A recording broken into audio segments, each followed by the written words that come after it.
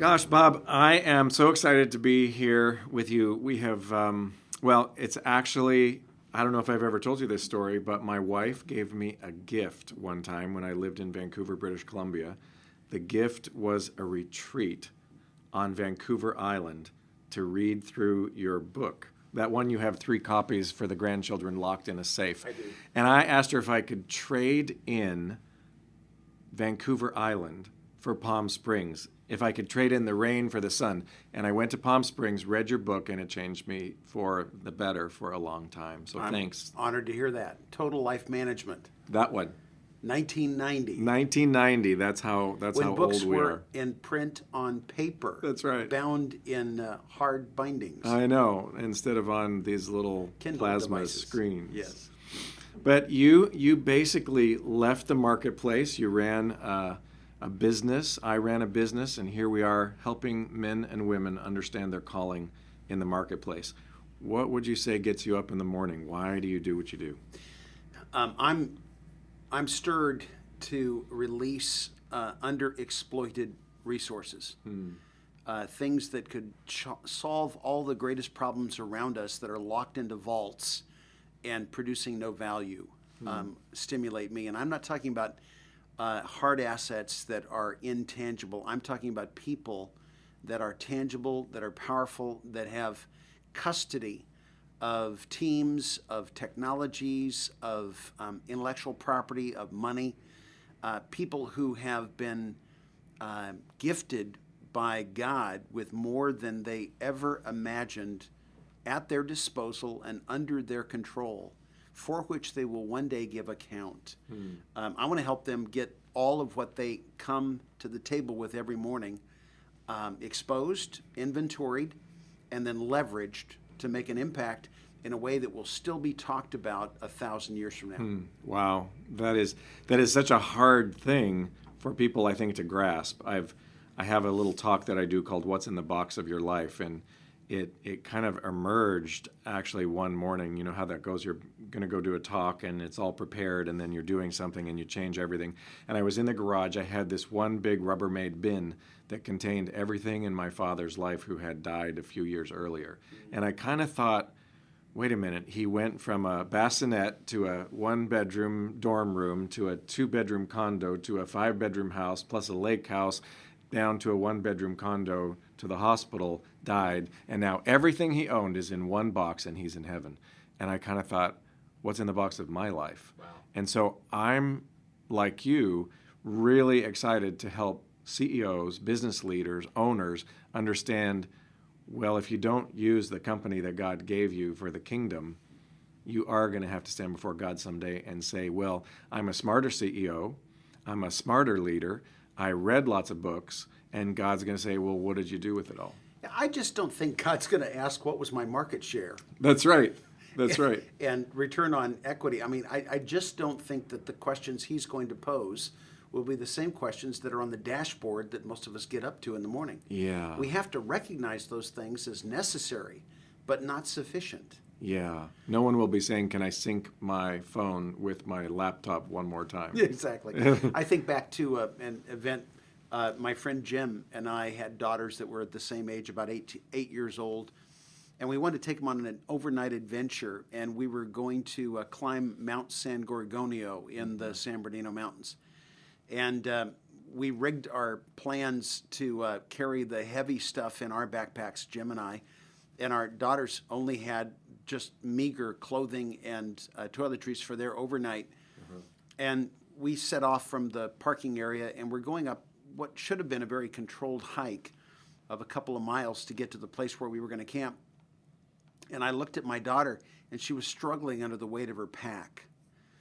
And I said, let me look in your backpack. And she became defensive and said, don't look, don't look. And I grabbed it and opened it up, and she fancied herself a rock collector. And she had taken these massive, I mean, they were like cantaloupe-sized rocks, and put them in her backpack. And all my effort to make the hike manageable for her had been thwarted by her effort to pick up a bunch of stones that had no value at all and which she did not need to carry. And she was questioning whether or not she could continue the adventure because the burden she was carrying was too great. I think back to that almost 35 years later and recognize that most people are hauling around things that are keeping them from making the journey and achieving the summit and proclaiming the victory in life that they're really after, because the rocks that they've allowed to infiltrate their backpack are keeping them from the mission. Wow. So if you had to think of the average leader, they either run their own business or they run a large business. What would you say are some of the rocks in their backpack that are keeping them from running the race?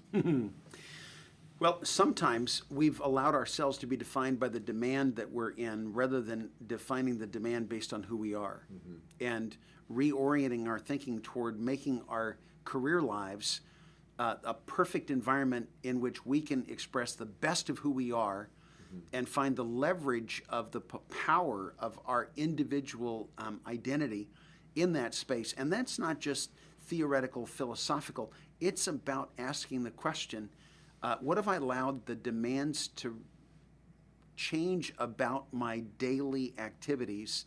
Am I doing things that come with the turf, or am I doing things that grow out of my uniqueness? There's very little that is happening around us today that amplifies or clarifies our understanding of ourselves. Far more that's being imposed on us by outside voices that say, you have to do this, you have to do that. If you want this, you're going to have to perform this way. And we assume a false self. We begin to pose in the role that we're in rather than making the role become us. And it's funny, we see evidences that that's not necessary. When Zuckerberg shows up with a hoodie as a billionaire, well, there's a guy who says, I'm only going to be who I am. And if you expect different from someone who's going into IPO, you're not going to get it from me. Well, how come we're getting suited up to go live a life that doesn't fit who we really are if we're surrounded with even sort of popular cultural models that say, this is who I am, take it or leave it, and finding the accommodation that comes from people being genuine. Yeah, it kind of reminds me of a talk that Francis Chan does where he takes this rope that he reminds us could go on to eternity, but has this little piece of red tape on the one end of the rope, and he says we keep living for the red part of the rope. Why do you think people who lead companies get confused and they fail to see eternity? Well, I think managers live in the quarter, CEOs live in the fiscal year, leaders live with a horizon that aligns with their lifespan. And if you are a mortal without an immortal promise through your faith in Jesus Christ, you're going to live for your working lifetime, hope to get out intact, to do all the things you promised your spouse you would do with them before it was all over. If you come to the table with a faith in Jesus Christ that makes you eternal, I find that too frequently people with an eternal horizon are not living differently than the people alongside them, peers, who are operating within a fiscal year limitation. Yeah, and I don't know about you. You work with thousands of leaders. In Convene, we have hundreds of CEOs who lead companies, and I see this pattern happen often. They sell the company, and they go on a long vacation or buy a really nice car or buy that second house, and then about a year to 2 years later, they realize that the toys that they're playing with don't satisfy anymore, and they come and they say, wow, I need to find something different. And too often they just go, the dog returns to its own vomit is the line from the scripture. They go back and they buy a struggling business because they think that they're the solution for a struggling business, rather than really getting in touch with who they were in the first place. And it may have been to not even sell the business in the first place. It may have been to say, I'm going to enter a new season of life with a new agenda for life, but it will not be to become a consumed with my own excesses approach that seems to be the prize for winning the Powerball of selling my business, merging with a competitor, whatever the exit strategy might be. Yeah. Let's think about the timeline of the movement for a little while. Back in the 60s, 70s, some books began to come out that said, you can be a Christian leader. Then maybe in the 80s, Your Work Matters to God, then the book Halftime by Bob Buford, and now there's hundreds of books that say you can use your company as a vehicle, you can use your life for the kingdom if you're in business. How would you sort of define the state of the union, if you will? So the academic world is thinking a lot and writing a lot about the movement. I'm not sure how much of it has reached the office tower. What are your thoughts? We're in a space where one size definitely does not fit all. Even if I go back to the era when Abraham Lincoln had a dictionary and a Bible on the shelf of the home that he grew up in, even if I go to the New Testament model, you'll find that the answer was not consistent across that model. Here's Jesus, who works in a family business until he knows he's 3 years from death, and retires at 30 and spends his retirement fulfilling his calling. Or you find Peter, who at the middle of life goes from for-profit to nonprofit and goes from fishing for fish to fishing for men. Or you find Paul's model, who says, if I'm not in jail, I'm making tents and I'm making enough money to pay my own way and that of my entire team. But it's not all that I do, because while I'm doing that, I'm alongside that, fulfilling the calling I have to plant churches. Make tents 6 days a week, plant churches 1 day a week, and finding a compatibility between those two agendas, even when there were not a lot of books around to complicate and confuse us. It became clear immediately that there was not a one-size-fits-all model that we all had to adopt. And so what we'll find ourselves drawn toward is people who have figured it out, but they haven't figured it out for everybody. They've figured it out for themselves. And we're tasked with listening to great voices who all make some contribution to our thinking, no one of whom contains the final analysis that fits our situation, where we can just fill in the blanks with our name and our social security number and presume that their plan becomes our plan. Because our plan has to be uniquely designed around our makeup. Yeah, I remember back when I was running a Service Master business, it was a small little thing, but I felt like we needed an HR manual. And there was ways to go online way back then in the 80s and order like a boilerplate HR manual. And you would just fill in your name, Service Master by Greg, and you would have an HR manual. But I kind of looked at these products and I thought, well, that's not really how I think we ought to treat people. That's not really what I think the purpose of our enterprise is. That's not really fill in the blank on a whole lot of things I didn't agree with. So what I did is nothing.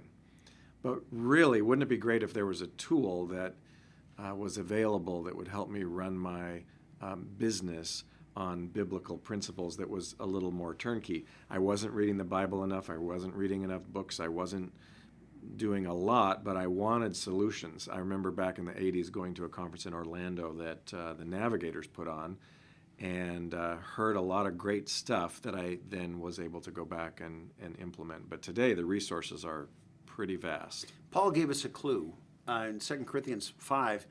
He says, we're all destined for a performance review at the end of life, when the one who we're really working for is going to tell us how we did, what we did that was of no value long-term and what we did that was of high value long-term. And Paul says, based on that, I've got a fear of God that changes the way I operate. And then he makes this incredible statement.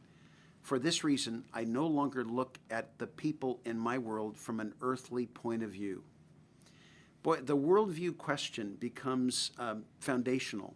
And the truth is that I'm around so many great men and women who are in leadership, who are manifesting a mixed bag of worldview. They've got a worldview that has grown up from their culture and in their career, that is more traced back to the corporation that trained them, or the industry that they're in, or the sophistication that was required to get the letters after their name that qualifies them to do what they do for income stream during the week. They have a worldview that is necessary and pragmatic with regard to their professional lives.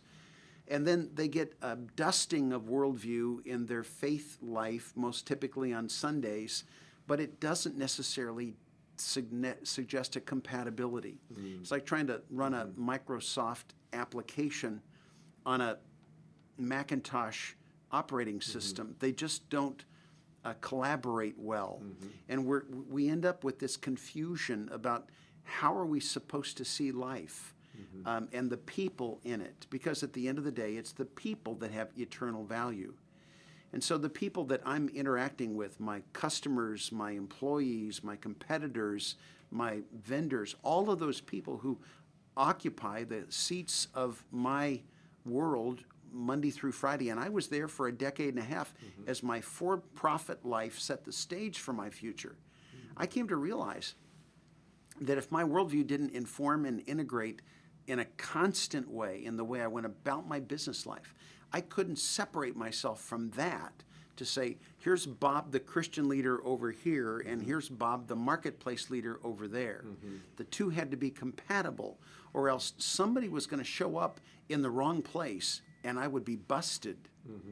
Because they would say, I know you differently in another context.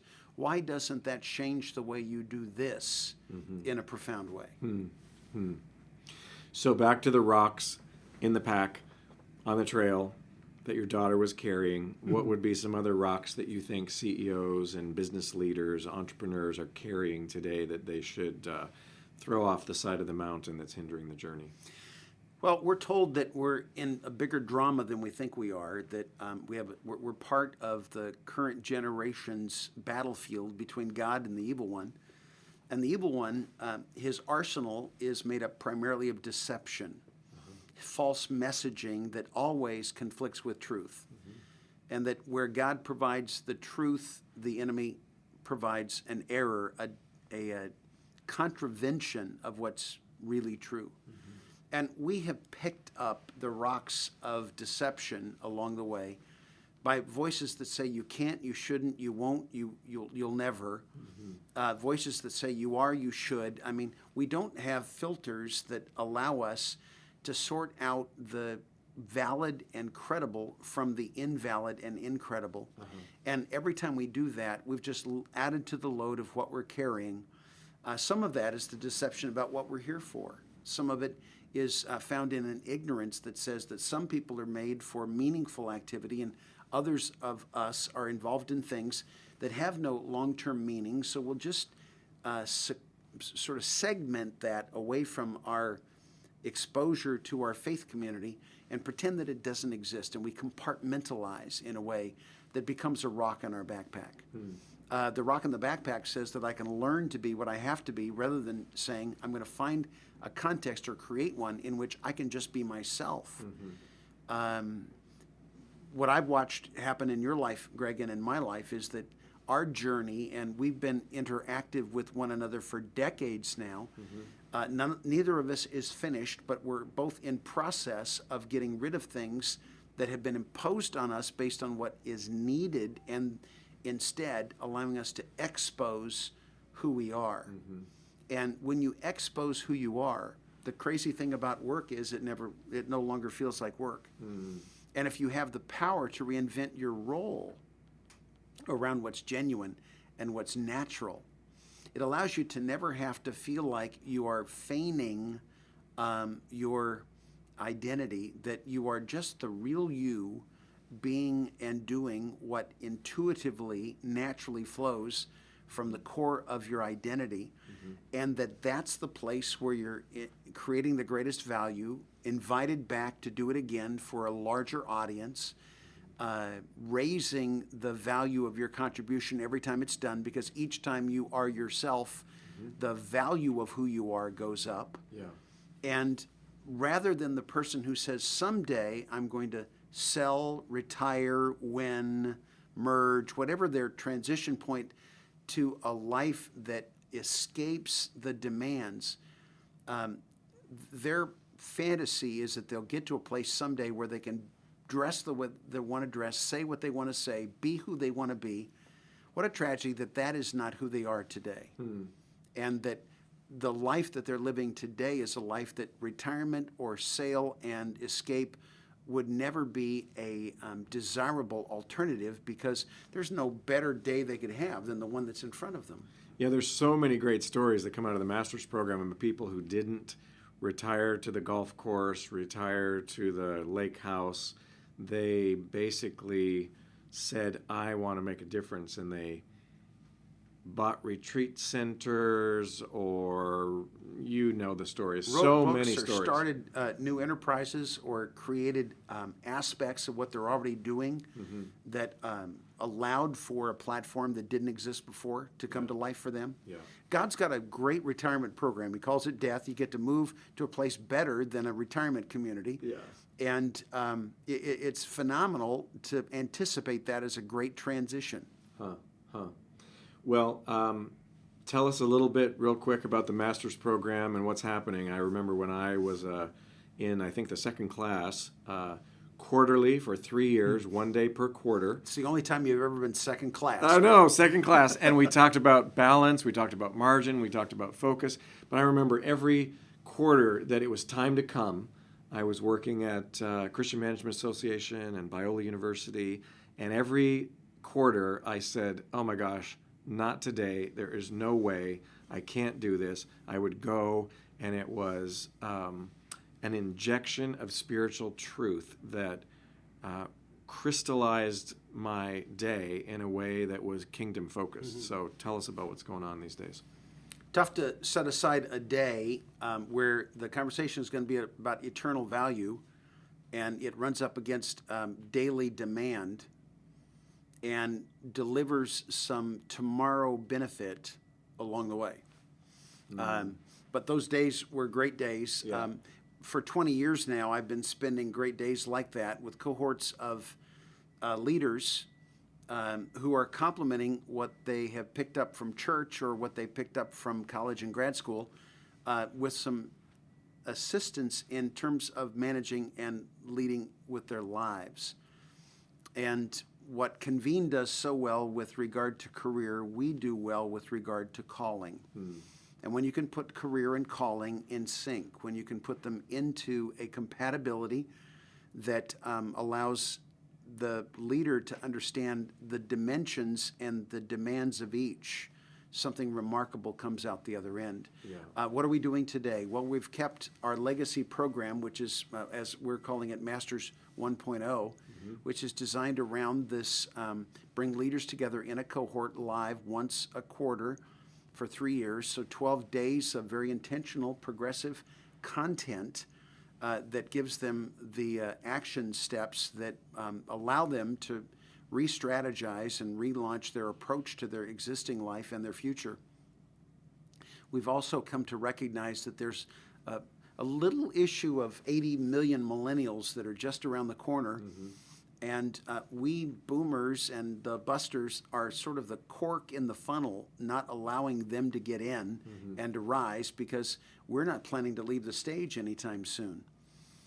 And for those 80 million or so millennials, Masters 2.0 is launching in the next few months as an online cohort that will have the opportunity to get the essence of the Masters program, but delivered to a mobile device, experienced the way they like to experience life in segments that they can do on their own, in their own space, in their own way, connecting with one another through digital platforms that allow their interaction to occur without having to pay the valet to park their car and give up their flat screen for a day to be in a stuffy old person's club where their latitude is not theirs. Sweet, sweet.